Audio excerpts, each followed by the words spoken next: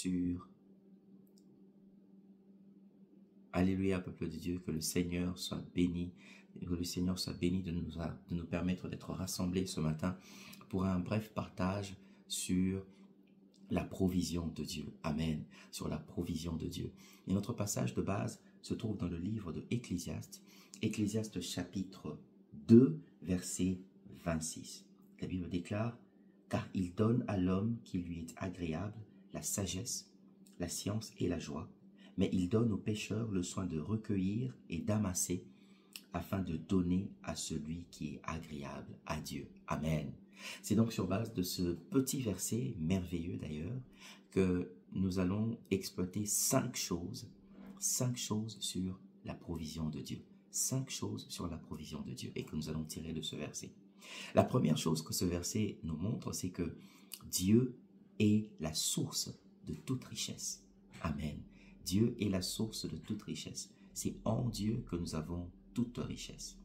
Car la Bible dit ici, « Mais il donne aux pécheurs le soin de recueillir et d'amasser. » Donc c'est Dieu qui donne la richesse. C'est Dieu qui donne la richesse aux pauvres, c'est Dieu qui donne la richesse aux justes. Toute richesse vient de Dieu.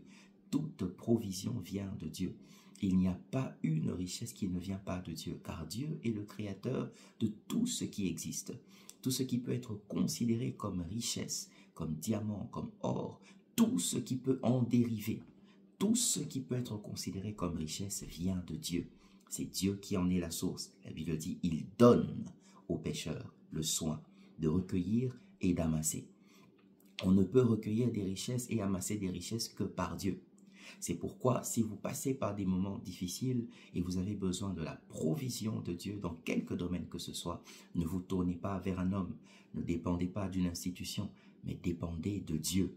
Car Dieu est, comme la Bible nous le dit dans le livre de Jacques 1, 16, 17, que Dieu est le Père des Lumières. Tout don parfait, toute grâce excellente viennent du Père des Lumières. C'est Dieu. C'est de Dieu que nous tenons toute grâce excellente et tout don parfait. Donc Dieu est la source de toute richesse. Amen. Là, c'est donc la première vérité. La deuxième vérité, c'est que Dieu donne la richesse aux justes, mais aussi aux pécheurs. Cela peut sembler choquant, mais Dieu donne la richesse aux pécheurs. C'est ce que ce passage nous montre. La Bible dit, il donne aux pécheurs le soin de recueillir et d'amasser. Donc c'est Dieu qui permet aux pécheurs de recueillir et d'amasser. C'est pourquoi nous pouvons regarder autour de nous des personnes qui ne craignent pas Dieu, des personnes qui ne servent pas le Seigneur Jésus, des personnes qui ne sont même pas nées de nouveau, mais qui prospèrent, des personnes qui ne sont pas nées de nouveau, mais qui ont beaucoup de richesses. Ce passage nous montre que c'est Dieu qui leur permet d'amasser ces richesses. C'est Dieu qui leur permet de recueillir toutes ces richesses et de prospérer ainsi. C'est Dieu qui leur permet. Donc nous ne devons pas être choqués, nous ne devons pas être dans la colère vis-à-vis de Dieu, en nous disant que Dieu est injuste, en permettant à ceux qui ne le craignent pas de prospérer, alors que nous souffrons. Non, c'est Dieu qui permet aux pécheurs de prospérer, mais pour un but. Et c'est là mon troisième point. Dieu permet aux pécheurs de prospérer afin de bénir le juste. Amen. Car la Bible déclare, il donne aux pécheurs le soin de recueillir et d'amasser afin de donner à celui qui est agréable à Dieu. En d'autres termes, la finalité, l'objectif final de la bénédiction du pécheur, c'est la bénédiction du juste. Donc, l'image que l'on pourrait employer ici, c'est l'image d'un tuyau ou même l'image d'un robinet. Donc, Dieu se sert de la richesse du pécheur, de la richesse de l'injuste, comme une voie pour te bénir. C'est ainsi que la Bible déclare, « J'ai ordonné au trésor ou aux richesses des nations d'entrer dans ta maison. » Donc, les richesses sont auprès des nations et Dieu ordonne à ces richesses d'entrer dans ta maison. C'est vraiment comme un robinet. Lorsque Dieu veut te donner de l'eau, il passe par le robinet qui est le pécheur. Dieu va passer par le robinet qui est cette grande entreprise qui qui appartient à un pécheur, mais Dieu va passer par cette entreprise pour te bénir. Dieu va passer par ce pécheur pour te bénir. Donc ne sois pas dans le ressentiment ou dans la colère vis-à-vis de Dieu. Lorsque tu vois un pécheur qui prospère, dis-toi simplement que Dieu utilisera cette richesse pour bénir les justes. Dieu passe par les pécheurs pour bénir les justes. Donc la finalité de la bénédiction des pécheurs, c'est la bénédiction des justes. Donc c'est donc la troisième vérité que ce passage nous apprend sur la provision de Dieu. La quatrième vérité que ce passage nous apprend, c'est qu'il y a plus que la richesse matérielle. Amen. Il y a plus que la richesse matérielle. Car la Bible déclare, il donne à l'homme qui lui est agréable la sagesse, la science et la joie. Mais il donne aux pécheurs le soin de recueillir et d'amasser. Donc Dieu ne donne aux pécheurs que la richesse matérielle, mais à celui qui lui est agréable, en plus de la richesse matérielle, Dieu donne quoi? Il donne la sagesse, il donne la science et il donne la joie. Ce sont des choses que Dieu ne donne pas aux pécheurs. La joie n'est pas une chose que Dieu donne aux pécheurs. Donc le pécheur peut amasser des richesses, mais il n'aura pas la joie. Pourquoi? Parce que la joie ne se trouve qu'en une personne. Et cette personne, c'est Jésus. C'est le même Jésus qui nous dit dans Jean 16, 24, « Jusqu'à présent, vous n'avez rien demandé en mon nom. Demandez et vous recevrez, afin que votre joie soit parfaite. » En d'autres termes, la perfection de la joie ne s'obtient que en Jésus-Christ, lorsque l'on demande à Dieu au nom de Jésus-Christ. Donc la joie est une chose que Dieu réserve pour ceux qui lui sont agréables. Cela montre donc qu'il y a plus que la richesse matérielle.